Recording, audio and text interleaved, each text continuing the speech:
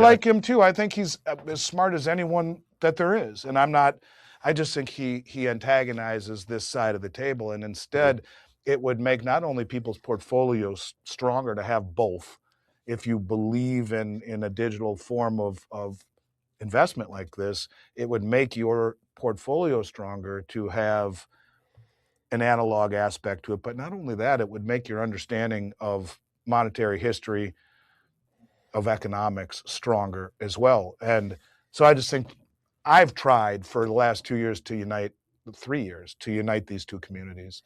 And I admittingly don't know enough about crypto to even be halfway literate about it. But I do know enough to know that we see the world mainly in the same way. And like you said, their theses are very similar. I'm interested to know, in all of your time, essentially investing, building businesses, what's been the hardest period, the hardest year, let's say, of those 36?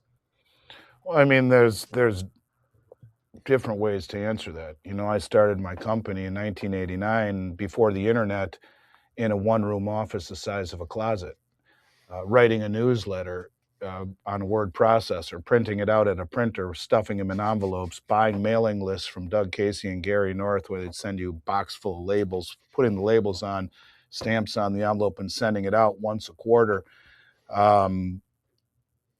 We come from nothing. My father's middle name is Miles. His best friend who lent us $60,000 to start a company and wing on a prayer, his middle name was Franklin. My parents sold their life insurance policies. We were the least likely cast of characters to have ever achieved what we have. But the world was much easier to navigate then. You didn't see chaos at every turn. You would see one or two major newsworthy events every year, and that was a lot. Now you see them every day, so much so that your head spins. And there's so many things that are really turning the entire environment into a hot mess, that I don't know how to answer that question. On one end, it was much harder to start from nothing. You know, I went to college to play baseball. That was my intention. I hurt myself early on, blew out my knee, and started a company with my dad that I knew nothing about. That was hard, but it was an easier time. I remember my father saying, if we just do $14,000 a month, we'll be okay. Well, that was then. It's an environment where I can't even imagine starting a business right now from scratch like we did back then. I didn't know any better then. The world was much easier back then. It cost much less to get along back then. I would tell you that from a standpoint of the world, it's way harder today than it was back then, even though there's far more technology and an opportunity for information and whatnot. But it's always been a challenge. And I think that's kind of what has defined my success, is outworking people, grinding. Now it's easy to reach people, where we had to find people to read our newsletter. And I would start doing public speaking many years after 1989 at conferences to get a few more people to read our newsletter. Now I can come on an interview with a guy like Robert Kiyosaki, it gets 1 million views. And if 1% of those people call, that's 10,000 leads. Or a guy like you, and expand into a new community, which I've been trying to bring these two communities together for the longest time. You know, I'm friends with Mark Moss. I'll be on his show next week. Natalie Burnell, Swan Bitcoin, Black Swan, the XRP guys, and on and on and on.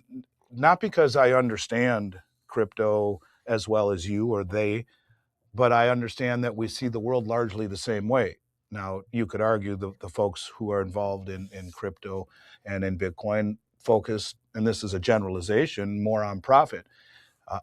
My crowd really focuses more on preservation. Now, long before you were born and in the United States, there used to be commercials for Reese's peanut butter cups.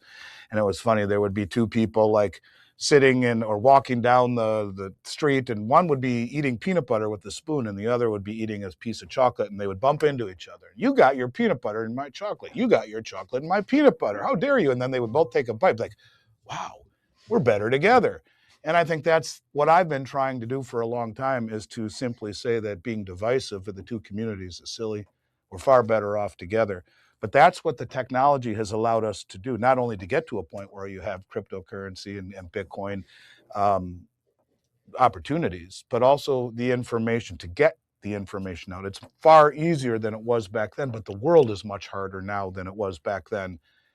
From a standpoint of being a father of 3 kids, my youngest being 18, I think it's far more difficult right now for my own peace of mind when I look at the world in front of me. I know this is a wide divergence from the question that you asked me, but I No, I would like simply it. Keep say going. that it's deeper than just being difficult. What is difficult? To me, difficult is trying to navigate in a world that, you look at the United States. Ray Dalio just came out and said 60% of this country has a literacy rate under that of the 6th grade. We are 39 trillion in debt. Everyone knows that. But how about the unfunded liabilities, Medicare, Medicaid, Social Security, government, military pensions, that exceed 170 trillion? So we're 200 trillion in debt. We're uneducated. We don't make much in the way anymore in terms of manufacturing, just in time for AI to exert itself and kneecap white collar jobs and blue collar jobs both. The world is much more difficult now, even though you could argue there's more opportunity in some respects because of the technology. But what happens as the technology broadens? I just simply think that it's never been more important to be a contrarian, to have a macro perspective. I think if you're not a contrarian, you're damn well going to be a victim. And sorry that I really butchered that question, because it's a fair one and it's a good one. I would simply say this. Back then, it was much harder to imagine I'd ever be in a place like this, and the world was much easier. Now it's much easier to get information out, when back then it was very difficult, but the world is much more difficult. So I don't know. I don't know, brother. Just simply to say that these are interesting times, as the Chinese curse goes, may you live in interesting times. You sure as hell ain't the 80s, when it was dull and complacent and boring. It's anything but that now. Honestly, I really appreciate that answer. Like, you actually answered my second and third question all in the same go. So there's absolutely, and I like divergences. Like, this show isn't just about like what's happening, price action today. Oh my god, like Bitcoin's gone up today or whatever. This is about like the sort of like underlying structural changes that the world is kind of going through, and trying to help people understand that, well, there is an enormous amount going on in the world, and unless you position accordingly, not necessarily today, but with an understanding of what's actually going on, you're just going to be at the behest of continued like hardship, basically. Sorry, just to unpack on some of those things though. Like, I had Peter Schiff on the podcast a few weeks ago, and I had Jeff Booth on the podcast last week, right? And it's so interesting because I really appreciate what you're saying about how these two communities should be closer together, and you've done a great job in actually bringing a lot of conversation between the communities, which I really appreciate personally. Because like Peter Schiff like couldn't be more polarizing, right, in crypto, and Jeff Booth couldn't be more like convinced that Bitcoin's the answer for everything. But both of these guys, their thesis, their understanding of like the core problem is, I don't want to like annoy Peter or annoy Jeff in any way by putting words in their mouth, but essentially they come from the exact same position, that deflation is the natural state of technology, and technology should make things better for people, and it should make things easier for people. But the monetary system does the inverse and makes it harder for people, because it continues to inflate away, continues to debase, and people just get on this treadmill that they can never keep up with. Which is, and the fact they arrive at different solutions, it's completely fine. Like, but the understanding of the core problem is literally identical. And so, yeah, I do appreciate what you're saying there. And that's exactly right. I mean, you couldn't say it better. With all the technology, things should be getting less and less and less and less expensive. But it's the opposite of that. You're right. My father and I were talking not too long ago. He said, Andy, I married your mother in 1963, the year I graduated college. And he said, my first job out of college, I got paid $5,800 or $5,900 a year. And you know what? Your mom and I could live comfortably on $6,000 a year in 1963. I said, that can't be true, Dad. Come on, man. He said, I swear to you, I look it up. Google says $10,000 a year was the average salary in 1963. Okay, first job out of college, sure. When you talk about how things have gotten so much more expensive in an environment that has gotten so much more advanced, it's to your point, inflation is the insidious debasement or the insidious tax that we don't really witness. We don't notice in real time because it's so gradual, but it's getting to the point where gradual is going to become sudden, the logarithmic decay, little by little by little by little, and bang, all at once. We're getting to that point with an inflationary agenda where the Federal Reserve is trapped. They're trapped between an environment where if they lower rates, as everyone is, the market wants, the Trump wants, you continue to accelerate inflation. They being the Federal Reserve, pivoted from quantitative tightening at 3%, 50% away from their target. That's like playing football, American football, I should say, talking to you, and getting to the 50-yard line and say, good job, let's, we're good. We're all good here at the 50-yard line. We're halfway there. That's not right. And now they're going to accelerate inflation. So if they lower rates and try to address this problem of slowing economy and struggling labor market, they re-accelerate inflation tremendously. They go the other way and let rates go higher. God forbid, that's what the market would say. Why then everything in this leveraged world we live in starts to break. We have $10 trillion in government treasuries that are coming due this year. We only bring in $5 trillion on top of the deficit spending or the deficit we're running. We're in big trouble mathematically. So what do you do? Most governments have chosen inflation. And that's your point. We're monetarily irresponsible. We're fiscally horrendously irresponsible. And that is a problem against a wave of deflationary technology that, it's going to, more so than in prices, is going to, I think, exert itself in labor. And that's the biggest issue. So, yeah, I think it's important. Peter Schiff is one of the smartest guys I know. I listen to much of what he says. I find his borderline antagonizing attitude towards the crypto sphere wrong. I do. I think that it would be better to unite the two communities. I like him. I like when I chatted to him. It was a nice conversation. I like him too. I think he's as smart as anyone that there is, and I'm not. I just think he antagonizes this side of the table, and instead, it would make not only people's portfolios stronger to have both. If you believe in a digital form of investment like this, it would make your portfolio stronger to have an analog aspect to it. But not only that, it would make your understanding of monetary history, of economics, stronger as well. And so I just think I've tried for the last 3 years to unite these two communities. And I admittingly don't know enough about crypto to even be halfway literate about it. But I do know enough to know that we see the world mainly in the same way. And like you said, their theses are very similar. So I just think it's better to be tolerant, to be cooperative rather than, divisive. Yeah, 100%. I couldn't agree more. I actually think like a lot of people in crypto don't understand crypto that well either. So I think you probably actually are doing a pretty good job, to be honest. I've got do you think the artificially low rates are largely the cause of everything deteriorating? Yes, or absolutely. Do you think that it's like quantitative easing? Or do you think that it's the need for a monetary system, like a fiat-based monetary system, to have to inflate over time?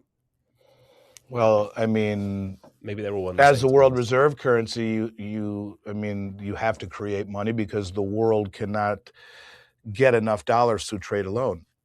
You print money, it creates inflation. I think suppression of interest rates is the problem with everything, because when you suppress interest rates, first of all, interest rates should not be controlled by bankers who have an agenda. They should be controlled, or politicians. They should be controlled by the market.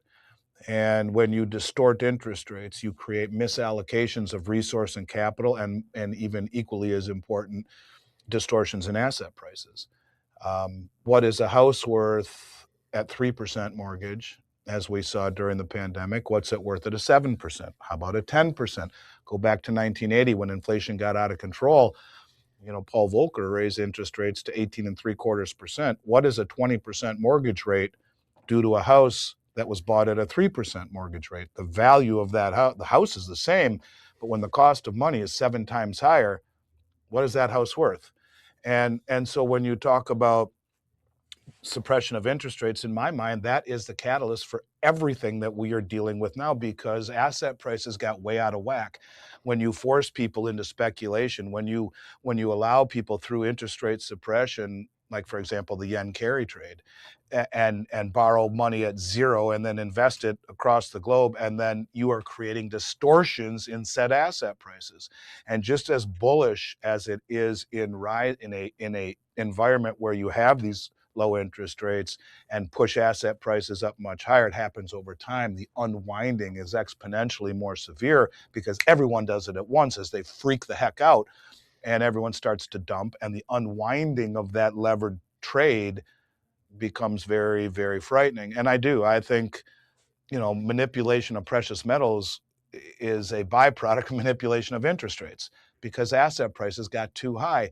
And if you are going to offshore manufacturing, and if you are going to create an environment where you want a perception or an illusion of prosperity, it starts with suppressing of interest rates. Because if you suppress interest rates, that the byproduct of that is much higher real estate prices, much higher equity prices, and much higher bond prices, right? And when it starts to unwind, that's when things get very frightening, because what is real price discovery?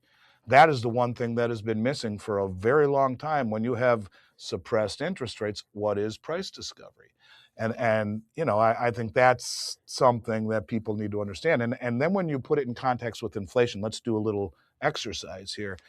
In the United States, and I've done this so many times that I'm fairly comfortable with the numbers in terms of being able to do it from memory. In 2001 or 2005, the average price of a house in the United States in middle America was $240,000. And gold was 450. So if you take 240,000 divided by 450, 533 ounces would have bought you a house in 21 years ago in the United States, in middle America. Okay, and you're talking to your wife, honey, what should we do? My father just left me these 533 gold Britannias or gold Maple Leafs or gold Eagles, whatever you want. 533 of them. We could spend them right now and we could have no debt, no mortgage. And she says, I'm pregnant. Let's save these for our kid. Let's put them under the mattress, right? You lift up that mattress now, 21 years later, and that gold has earned nothing but dust, right? So let's look at the picture now. Today, the average price of a house is about $500,000 according to the Census Bureau. So that's a great investment. Your house doubled in dollar terms. Way to go. Nice job.